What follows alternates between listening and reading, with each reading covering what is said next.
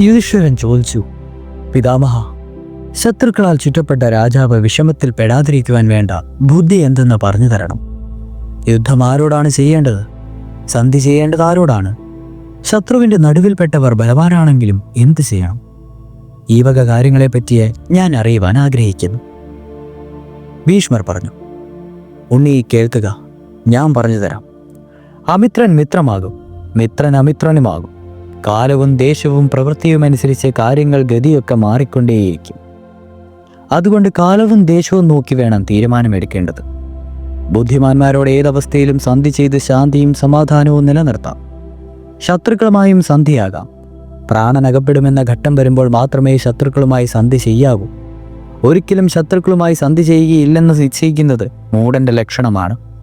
ഇതിനുദാഹരണമായി ഞാനൊരു പഴങ്കഥ പറയാം. പണ്ട് ഒരു കാട്ടിൽ വളരെ ഉയർന്നു നിന്നിരുന്ന ഒരു അരയാൽ വൃക്ഷമുണ്ടായിരുന്നു. പലതരം വള്ളികൾ പടർന്നഴച്ച് വിശാലമായി നിന്നിരുന്ന ആലിന്മേൽ ധാരാളം പക്ഷികൾ അധിവസിച്ചിരുന്നു. ഈ പക്ഷികളെ സൗകര്യം പോലെ പിടിച്ചു തിന്ന് കൊഴുത്തു തടിച്ച ലോമേശൻ എന്ന പേരുള്ള ഒരു പൂച്ചയും ആ ആലിൻ്റെ കൊമ്പിൽ താമസിച്ചിരുന്നു. ആലിൻ്റെ ചുവട്ടിൽ അനേകം മുഖമുള്ള ഒരു മട തീർത്ത മഹാപ്രാജ്ഞനായ പലിതൻ എന്നൊരു മൂക്ഷികനും പാർത്തിരുന്നു. ഒരു വേടൻ പതിവായി അസ്തമിച്ച് കഴിയുമ്പോൾ ആ വൃക്ഷത്തിൻ്റെ ചുവട്ടിൽ വല വയ്ക്കുമായിരുന്നു. രാത്രിയിൽ മാനോ മുയലോ മറ്റോ മൃഗങ്ങളോ വയലിൽ കുടുങ്ങും. പ്രഭാതത്തിൽ കാട്ടാളൻ വന്ന് അതിനെ പിടിച്ചുകൊണ്ടു പോവുകയും ചെയ്യും. ഒരു ദിവസം ഈ നിഷാദൻ പതിവ് പോലെ വല വെച്ചു. അന്ന് ലോമേശൻ എന്ന പൂച്ച അബദ്ധത്തിൽ വലയിൽ കുടുങ്ങി. ബന്ധനസ്ഥനായ അവൻ ഭയപ്പെട്ട് ങ്യാവു ങ്യാവു എന്ന് കരഞ്ഞു.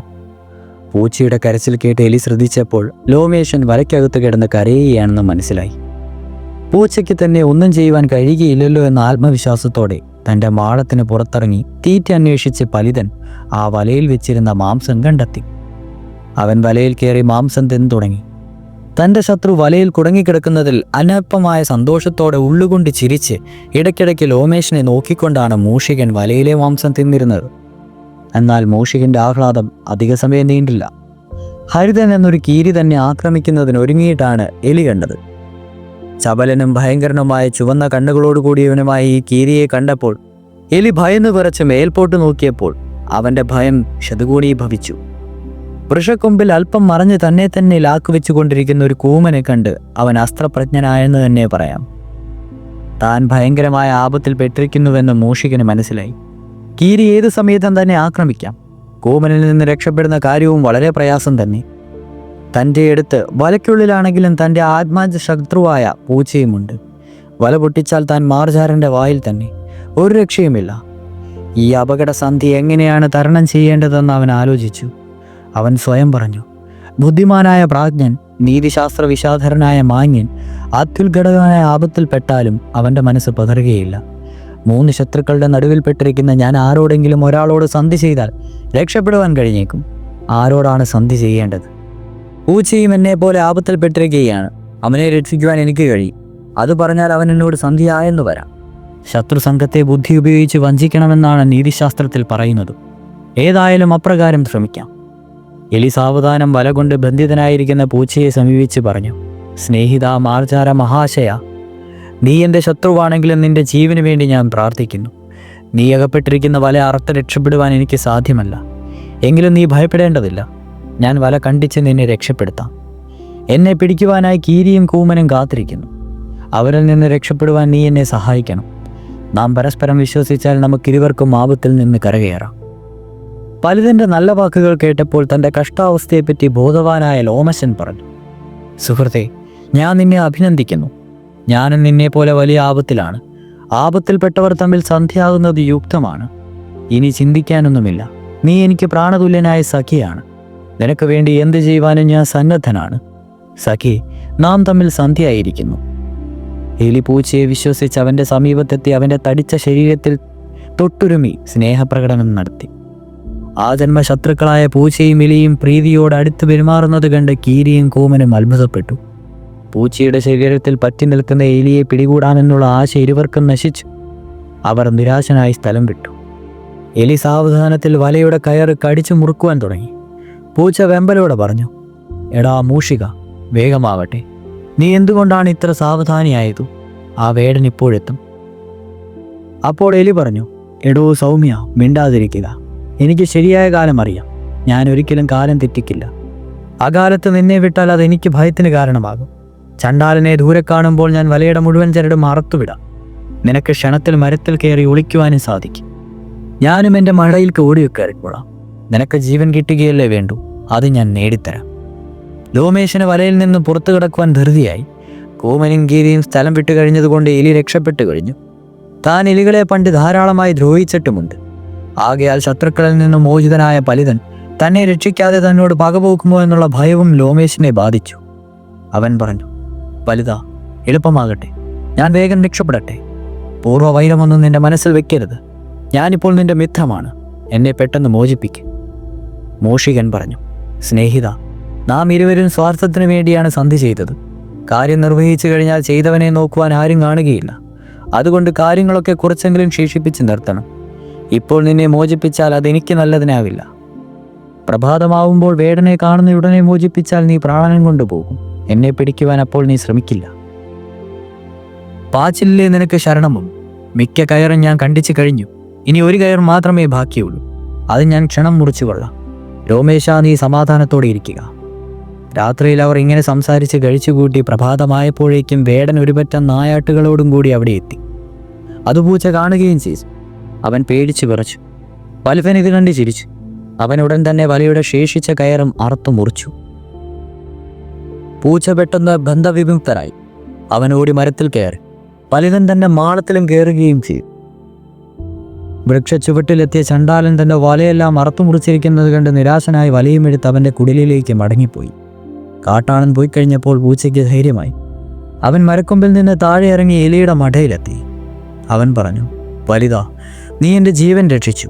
ഞാൻ നിന്നോടെന്നും കൃതാർത്ഥനാണ്. നീ എൻ്റെ മിത്രമായിരിക്കുന്നു. എന്നും അങ്ങനെ തന്നെയായിരിക്കും. ഞാനും എൻ്റെ ബന്ധുക്കളും എനിക്ക് ജീവൻ നൽകിയ നിന്നെ പൂജിക്കും. ഭഗവാൻ ബുദ്ധിയാൽ ശക്രതുല്യനാണ്. നിന്നെ എൻ്റെ മിത്രയാക്കുവാൻ ഞാൻ ആഗ്രഹിക്കുന്നു. നീ നിന്റെ മാളത്തിൽ നിന്ന് ഇറങ്ങി വരിക.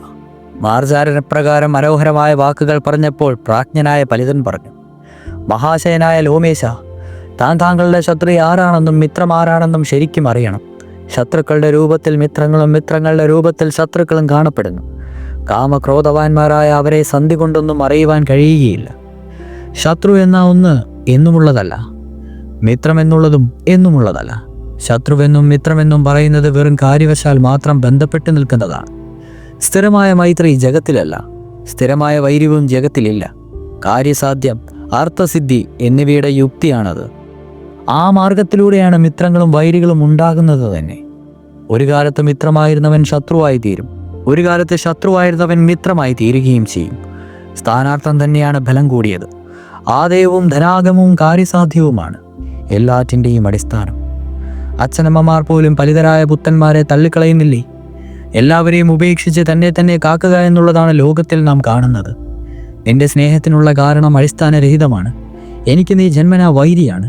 നാം തമ്മിൽ ഒരു കാര്യം സന്ധ്യത്തിനായി ഇഷ്ടത്തിലായി. നമ്മുടെ ഇരുവരുടെയും കാര്യം സാധിച്ചു കഴിഞ്ഞാൽ നാം തമ്മിലുള്ള പ്രീതിയും അവസാനിക്കും. ഞാൻ ദുർബലനാണ്, നീ ബലവാനാണ്. നാം തമ്മിൽ തുല്യരല്ല, അതുകൊണ്ട് സന്ധിക്ക് പറ്റിയവരല്ല. വിഷമാവസ്ഥ തരണം ചെയ്യുന്നതിന് ശേഷം നാം തമ്മിൽ സന്ധി ചെയ്യുക അപ്രയോഗികമാണ്. നമുക്ക് സന്തോഷമായി പിരിയാം. മൂഷികന്റെ യുക്തിവാദങ്ങൾ കേട്ടപ്പോൾ മാർജാരൻ ലജ്ജിച്ചു. എങ്കിലും പലിതനുമായുള്ള മൈത്രി നിലനിർത്താൻ അവൻ ഒരു ശ്രമം കൂടി നടത്തി. അവൻ പറഞ്ഞു, എൻ്റെ പൊന്നു ചങ്ങാതി, നീ എന്നെ തെറ്റിദ്ധരിച്ചിരിക്കുന്നു. ഞാൻ നിനക്കൊരു ദ്രോഹവും ചെയ്യുകയില്ല.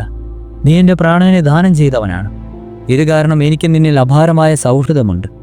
ഞാൻ മിത്രവത്സലനാണ്. നീ പറഞ്ഞാൽ ഞാൻ ബന്ധുക്കളോടോടി എൻ്റെ പ്രാണനെ പോലെ ഉപേക്ഷിക്കും. നീ എന്നെ ഇങ്ങനെ ശങ്കിക്കരുത്. ഇത് കേട്ടിട്ടും ബുദ്ധിമാനായ മൂഷികൻ അവൻ്റെ അഭിപ്രായ സ്ഥിരതയിൽ നിന്നും വ്യതിചലിച്ചില്ല. അവൻ ശുക്രനീതിയിലെ ചില ഭാവങ്ങൾ ചൂണ്ടിക്കാട്ടിയിട്ട് മാർജാരനോട് പറഞ്ഞു, ജീവരക്ഷയ്ക്ക് വേണ്ടി ആ ജന്മശത്രുവിനോട് പോലും സന്ധി ചെയ്യണം. എന്നാൽ തൽക്കാലത്തേക്ക് മാത്രമായി തീർന്ന പരമശത്രുവിൽ അധികം വിശ്വാസം അർപ്പിക്കരുത്. നീ എന്നോട് സൗഹൃദം കാണിച്ചാൽ തന്നെയും നിന്റെ കൂട്ടുകാരും ബന്ധുക്കളുമൊക്കെ എന്നും എൻ്റെ ശത്രുക്കൾ തന്നെയായിരിക്കും.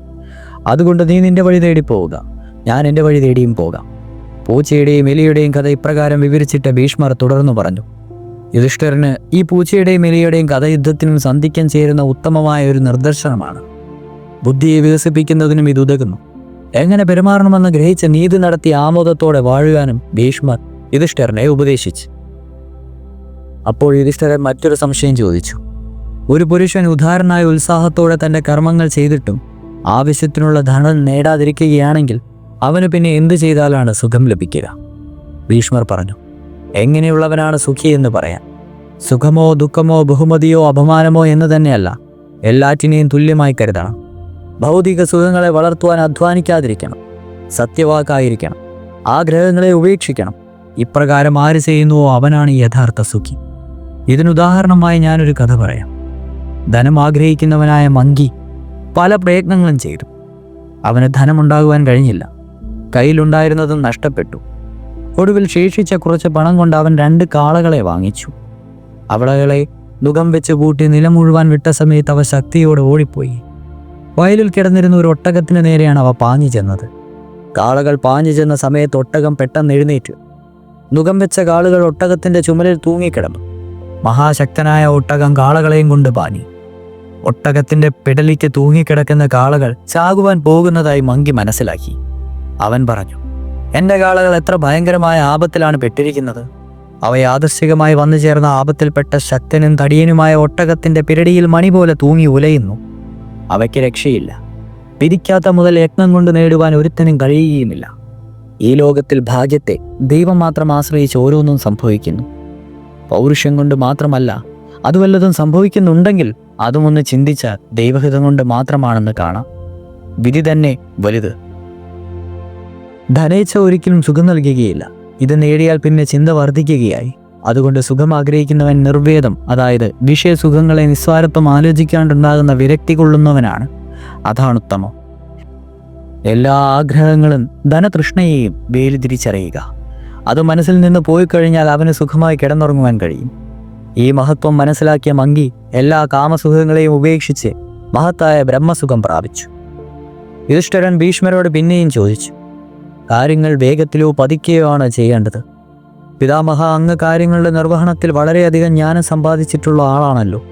ദുർഘടമാണ് കാര്യനിർവഹണം. അങ്ങ് ഞങ്ങൾക്കെല്ലാം ഗുരുവാണല്ലോ. എങ്ങനെയാണ് ചെയ്യുമെന്ന് പറഞ്ഞാലോ? ഭീഷ്മർ പറഞ്ഞു, ഉണ്ണി, ഇത് വിശദീകരിക്കുന്നത് ഞാനൊരു കഥ പറയാം. ഗൗതമന്റെ പുത്രനായ മഹാപ്രാജ്ഞനായ ചിരകാരി എന്നൊരു മഹാശയനുണ്ടായിരുന്നു. അവൻ വളരെ ചിന്തിച്ച് കാര്യങ്ങൾ നടത്തുമായിരുന്നു. ഓരോന്ന് ചോദിച്ച് കാര്യങ്ങൾ നടത്തുമായിരുന്ന അവൻ അതിൻ്റെ ഫലവും പ്രത്യാഘാതവും എല്ലാം ആലോചിക്കുമായിരുന്നു. ചിരം കാര്യം ആലോചിക്കുന്നവൻ, ചിരമുണർന്നവൻ, ചിരനിദ്രകൻ, ചിരം കാര്യം ചിന്തിച്ചറിയുന്നവൻ എന്നിങ്ങനെ പലരും അവനെപ്പറ്റി പറഞ്ഞ് ചിരികാരികൻ എന്ന പേരവന് ലഭിച്ചു. എന്നാൽ ചിലർ അവനെപ്പറ്റി അലസൻ, ബുദ്ധി കുറഞ്ഞവൻ, വിഡ്ഢി, അരപ്പിരിയൻ എന്നൊക്കെ നിന്ദിച്ചു പറയുകയും ചെയ്തു. പക്ഷെ അവനതൊന്നും കൂട്ടാക്കിയില്ല. ഒരു ദിവസം ഗൗതമൻ ഭാര്യയിൽ ഗൗരവതരമായ ഒരു കുറ്റം കണ്ടെത്തി. അദ്ദേഹം പെട്ടെന്ന് കോപിച്ച് ചിരകാരികനെ വിളിച്ച് ഈ ദുഷ്ടസ്ത്രീയെ കൊല്ലുക എന്ന് കൽപ്പിച്ചു. അതിനുശേഷം ഗൗതമൻ മറ്റൊന്നും ചിന്തിക്കാതെ കാട്ടിലേക്ക് പോവുകയും ചെയ്തു. അച്ഛൻ കൽപ്പിച്ചപ്പോൾ അങ്ങനെയാകാമെന്നവൻ പറഞ്ഞു. അച്ഛൻ പോയി കഴിഞ്ഞപ്പോൾ അവൻ ആലോചന തുടങ്ങി. ഞാൻ എങ്ങനെ എൻ്റെ അമ്മയെ കൊല്ലും? ഒരു ദുഷ്ടനെ പോലെ എങ്ങനെ അധർമ്മത്തിൽ താഴും? എങ്ങനെ താഴാതിരിക്കും? അച്ഛൻ്റെ കൽപ്പന നിർവഹിക്കുക എന്നത് ഒരു വലിയ ധർമ്മമാണ്. മാതാവിനെ രക്ഷിക്കുക എന്നത് സ്വധർമ്മമാണ്. എന്ത് ചെയ്താലാണ് അല്ലല്ലെന്ന് വിട്ടുനിൽക്കുക? അച്ഛനും അമ്മയും തമ്മിൽ ബദ്ധവൈരികളായാൽ മക്കളുടെ കഥ എത്ര കഷ്ടമാണ്. ഒരു മുഖ്യനായ പിതാവ് മുഖ്യമായ ധർമ്മം രക്ഷിച്ച് വേദം പഠിപ്പിച്ചു. വേദത്തിലെ നിശ്ചയം അച്ഛൻ എന്ത് കൽപ്പിച്ചുവോ അതാണ് ധർമ്മമെന്നാണ്. പിതാവിൻ്റെ കൽപ്പന അനുസരിക്കുന്നവനെ അവൻ ചെയ്യുന്നത് പാപമായാലും അത് പുണ്യമായി ഭവിക്കും. അച്ഛൻ ധർമ്മമാണ്. അച്ഛൻ പ്രീതനായാൽ എല്ലാ ദേവന്മാരും പ്രസാദിക്കും. അച്ഛൻ എന്തു പറയുന്നുവോ, അച്ഛൻ എന്ത് തൃപ്തി നൽകുന്നുവോ അത് ചെയ്യുന്ന പുത്രന് എല്ലാവിധ അനുഗ്രഹങ്ങളും സിദ്ധിക്കും. ഏതു പാപത്തിനും തക്കതായ പ്രായശ്ചിത്തവും അതുതന്നെയാണ്. അരണിയിൽ നിന്ന് അഗ്നി എന്ന പോലെയാണ് അമ്മയിൽ നിന്ന് മക്കൾ ജനിക്കുന്നത്. കുക്ഷിയിൽ അമ്മ ധരിച്ചിരുതുകൊണ്ട് ധരിത്രിയായി, ജനിപ്പിച്ചതുകൊണ്ട് ജനനിയായി, മുലപ്പാൽ നൽകി ദേഹം വളർത്തുകയാൽ അമ്പയായി, വീരയായ പുത്രനെ പ്രസവിക്കുകയാൽ വീരസ്സുവായി, ശിശുക്കളെ ശുശ്രൂഷിക്കുകയാൽ അമ്മ ശസ്ത്രുവായി. അമ്മ തൻ്റെ ദേഹം തന്നെയാണ്. അമ്മയെപ്പോലെ ഇഷ്ടപ്പെട്ട ഒരു വസ്തുവും ലോകത്തിലില്ല. അമ്മയെപ്പോലെ തണലില്ല. അമ്മയുണ്ടെങ്കിൽ നാഥനുണ്ട്. അമ്മയില്ലെങ്കിൽ അനാഥനാണ്. അമ്മ വീട്ടിലുണ്ടെങ്കിൽ സ്ത്രീ നശിച്ചവനും ശ്രീമാനാണ്. എത്ര വൃദ്ധനായാലും അമ്മ അവനെ ഉണ്ണി മകനെ എന്ന് വിളിക്കുമ്പോൾ അവൻ്റെ വാർദ്ധക്യം മാഞ്ഞു പോകുന്നു. അമ്മ വിട്ടുപിരിഞ്ഞാൽ പുത്രൻ വൃദ്ധനായി മാറുന്നു. അപ്പോൾ ദുഃഖിതനാകും. ലോകം ശൂന്യമാകുന്നു. അമ്മ വിട്ടുപോയാൽ പുത്രൻ്റെ കഥ ശോചനീയമാണ്. അറിവില്ലാത്ത മൃഗങ്ങൾ പോലും അമ്മയെ കൊല്ലുവാൻ വിചാരിക്കുകയില്ല. ദേവന്മാരെല്ലാം ചേർന്ന് ഒന്നായി നിൽക്കുന്നതാണ് പിതാവ് എന്ന് അറിവുള്ളവൻ പറയുന്നു. മാതാവെന്ന് പറയുന്ന മർത്യരും ദേവകളുമായ എല്ലാ ജീവികളിലുമുള്ള സ്നേഹത്തിൻ്റെ പ്രവാഹമാണെന്ന്. അമ്മയും അച്ഛനും ചേർന്ന് പുത്രനായി ജനിച്ചവനാണ് ഞാൻ. രണ്ടുപേരും എന്നെ ജനിപ്പിച്ചതിൽ തുല്യരാണ്. അച്ഛനെ ധിക്കരിക്കാതിരിക്കുകയും അമ്മയെ രക്ഷിക്കുകയും വേണം. രണ്ടുപേർക്കും തക്ക യാഗിരാണ്. ഇപ്രകാരം ചിന്തിച്ച അസ്ത്രവും കയ്യിലേന്തി ചിരകാരി വളരെ നേരമിരുന്നു. കാട്ടിൽ പോയ ഗൗതമൻ തപസ്സിൽ നിന്നുണർന്ന് തൻ്റെ ഭാര്യയെ വധിക്കുവാൻ കൽപ്പിച്ചത് തെറ്റായിപ്പോയി എന്ന് മനസ്സിലാക്കി സ്വഗൃഹത്തിലെത്തി. ശസ്ത്രവും കയ്യിലേന്തി അമ്മയെ കൊല്ലണമോ വേണ്ടിയോ എന്ന് ചിന്തിച്ചുകൊണ്ടിരുന്ന ചിരകാരി പിതാവിനെ കണ്ട ഉടനെ ശസ്ത്രം ദൂരേക്കെറിഞ്ഞ് അച്ഛൻ്റെ പാദങ്ങളിൽ സാഷ്ടാംഗ നമസ്കാരം ചെയ്തു. അമ്മയുടെ പേരിലുള്ള വിധി നടത്താതിരുന്നതിന് തന്നോട് ക്ഷമിക്കണമെന്ന് അപേക്ഷിച്ചു. ഗൗതമൻ സന്തോഷിച്ചു. പുത്രനെ പിടിച്ചെഴുന്നേൽപ്പിച്ച് ആലിംഗനം ചെയ്തു. പിന്നെ മകനെ നീ ദീർഘായുഷ്മാനുഭക എന്ന് പറഞ്ഞ് അനുഗ്രഹിച്ചിട്ട് അവനെ വളരെയേറെ പ്രശംസിക്കുകയും ചെയ്തു. ആ മഹാപ്രജ്ഞൻ പറഞ്ഞു, അല്ലയോ ചിരകാരി, നീ ചിരകാലം ചിരകാരിയായി വസിച്ചാലും നിന്റെ ചിരകാരിത്വം മൂലം ഞാൻ ചിരകാലം ദുഃഖിക്കുവാൻ ഇടയാകുകയില്ല. ആ മുനിശ്രേഷ്ഠൻ ചിരകാരികന് വളരെയേറെ ശ്രേയസ്സുകൾ വന്നു ചേരുമെന്നുള്ളതിനെപ്പറ്റി വിവരിക്കുന്ന ഒരു ഗാനവും നിർമ്മിച്ചു. ആപൽക്കരമായ കാര്യങ്ങളിൽ കൈവയ്ക്കുന്നതിന് മുമ്പ് നല്ലതുപോലെ അതിൻ്റെ ഗുണദോഷങ്ങളെപ്പറ്റി ചിന്തിക്കണം. ഒരു കാര്യം പ്രവർത്തിക്കുവാൻ തുടങ്ങിയിട്ട് അത് ഉപേക്ഷിക്കുകയാണെങ്കിൽ അതിനെപ്പറ്റി നല്ലതുപോലെ ചിന്തിക്കണം. എന്നിട്ടേ കൈവിടാവൂ. നല്ലതുപോലെ പരിശോധിച്ച് പറഞ്ഞ അതിനെ ആ ഒരു വ്യക്തിയുമായി സൗഹൃദം ഉറപ്പിക്കുകയാണെങ്കിൽ ആ സൗഹാർദ്ദം ചിരകാലം നിലനിർക്കും. രാഗം, ദർപ്പം, വിചാരം, മാനം, ദ്രോഹം, പാതകം, അപ്രിയം എന്നീ കർമ്മങ്ങൾ ചെയ്യുന്ന കാര്യത്തിൽ വളരെ നേരെ ചിന്തിച്ചെന്നുള്ളവനായ ഒരു പുരുഷൻ, ചിരകാരിയായ പുരുഷൻ വിജയിയും കീർത്തിമാനുമാകും. ഇതായിരുന്നു ഗൗതമൻ നിർമ്മിച്ച പാട്ടിൻ്റെ സാരം. യുധിഷ്ഠിര, ഇപ്രകാരം എല്ലാ കാര്യങ്ങളും നല്ലതുപോലെ ചിന്തിച്ച് ചിരകാലം കൊണ്ട് ആലോചിച്ച് തീരുമാനമെടുത്താൽ ഒട്ടും ദുഃഖിക്കേണ്ടി വരില്ല. ചിരകാലം ദുഷ്കീർത്തി പറ്റാതെ ജീവിക്കാം. ഇതും കൂടെ കേട്ടപ്പോൾ യുധിഷ്ഠിരന് സമാധാനമായി. അടുത്തതായി യുധിഷ്ഠിരന്റെ സംശയം ജരാമൃത്യുക്കളെ ജയിക്കുന്നതിന് എന്താണ് മാർഗമെന്നായിരുന്നു. അദ്ദേഹം ചോദിച്ചു, പിതാമഹ, വലിയ ഐശ്വര്യവും ധനവും ദീർഘായുസ്സവും നേടിയവന് മരണത്തിൽ നിന്ന് രക്ഷപ്പെടുവാൻ വല്ല മാർഗവുമുണ്ടോ? തപസ് ചെയ്താലേ വേദങ്ങളിൽ പറഞ്ഞിരിക്കുന്ന രീതിയിൽ എന്തെങ്കിലും പുണ്യകർമ്മങ്ങൾ ചെയ്താലോ? വൈദ്യശാസ്ത്രത്തിലെ വല്ല രസായനവാസ കൊണ്ടോ ജരാമൃത്യുകളെ നീക്കം ചെയ്ത് മരണത്തിൽ നിന്ന് രക്ഷപ്പെടുന്നതിന് എന്തെങ്കിലും വഴികളുണ്ടോ? ഉണ്ടെങ്കിൽ പറഞ്ഞു തന്നാലും. ഭീഷ്മർ പറഞ്ഞു, നീ ചോദിച്ച ഈ കാര്യത്തിന് ഉദാഹരണമായ ഒരു പഴങ്കുതയുണ്ട്. അത് ഭിക്ഷുവായ പഞ്ചശികനും ജനക മഹാരാജാവും തമ്മിൽ നടന്നൊരു സംഭാഷണമാണ്. വിദേഹ രാജാവായ ജനകൻ വേദജ്ഞനായ ധർമാർത്ഥാജ്ഞാനിയായ പഞ്ചശികനോട് ചോദിച്ചു, ഭഗവാനെ, ജലനരകളെ ജയിക്കുവാനുള്ള മാർഗം എന്താണ്? തപസ്സുകൊണ്ട് കഴിയുമോ? ബുദ്ധി കൊണ്ട് വല്ലതും നടക്കുമോ? വല്ല സൽക്കർമ്മവും ശ്രുതിയിൽ പറഞ്ഞിട്ടുണ്ടോ? ഉണ്ടെങ്കിൽ പറഞ്ഞു തരിക. പഞ്ചശികൻ പറഞ്ഞു, ഈ പറഞ്ഞ രണ്ടു ബാധയ്ക്കും യാതൊരു ചികിത്സയുമില്ല. ജരയെയും മൃത്യേയും ആർക്കും തടുക്കുവാൻ കഴിയുകയില്ല. ഒരു വിധത്തിലും ജീവികൾക്ക് ഇതിൽ നിന്നും മോചനമില്ല. ദിവസങ്ങൾ ഓരോന്നും വരുന്നു, പോകുന്നു. അവയൊന്നും പിന്നെ തിരിച്ചു വരികയില്ല. പോകുന്ന കാലത്തെ പിടിച്ചു നിർത്തുവാൻ ആർക്കും കഴിയുകയുമില്ല. ജീവിതം വളരെ നാൾ നിലനിൽക്കുകയുമില്ല. സർവ്വജീവികളും ഒരു ഒഴുക്കിലെന്ന പോലെ കാലത്തിൻ്റെ ഒഴുക്കിൽ ഒഴുകിക്കൊണ്ടേയിരിക്കുന്നു. അവസാനമില്ലാതെ നിലയ്ക്കാതെ ഒരു ഒഴുക്കാണത്. ആ ഒഴുക്കിൽ നിന്ന് പിടിച്ചു കയറ്റുവാൻ ആരുമില്ല, ഒരു തോണിയുമില്ല. ജരയും മൃതിയും ശക്തമായ രണ്ട് മുതലകളാണ്. ആ കാലനദിയുടെ ഒഴുക്കിൽ അത് അഭ്യസിക്കുന്നു. ജീവികളെ പിടിച്ചു വിടുങ്ങുന്നു. ഒരാളെയും വിട്ടുകളയുകയില്ല. ഒരു തീർപ്പും അവയോട് നടക്കുകയുമില്ല. ആ മുതലകൾ വിഴുങ്ങിക്കഴിഞ്ഞാൽ അവർ പിന്നെയൊന്നും അറിയുകയുമില്ല. അവൻ്റെ ജീവിതയാത്രയ്ക്കിടയ്ക്ക് വന്നുകൂടിയവരാണ് പുത്രാദികത്രാദികളും ബന്ധുജനങ്ങളുമെല്ലാം. അവരോടുകൂടി എന്നും വാഴുക എന്നുള്ളത് ആർക്കും സാധിക്കാത്ത കാര്യമാണ്. ഈ ജരയും മൃതിയും സകല ജീവികളെയും വിഴുങ്ങുന്ന ചെന്നായ്ക്കളുടെ മാതിരിയാണവ. എന്നാൽ ഈ ചെന്നായ്ക്കളുടെ പിടിയിൽ ഒതുങ്ങാതെ വിഴുങ്ങാതെ കഴിയാതെ നിൽക്കുന്നത് ഒന്നു മാത്രമേ ഉള്ളൂ. അത് ആത്മാവാണ്. ആത്മാവ് നാശമില്ലാത്തതാണ്.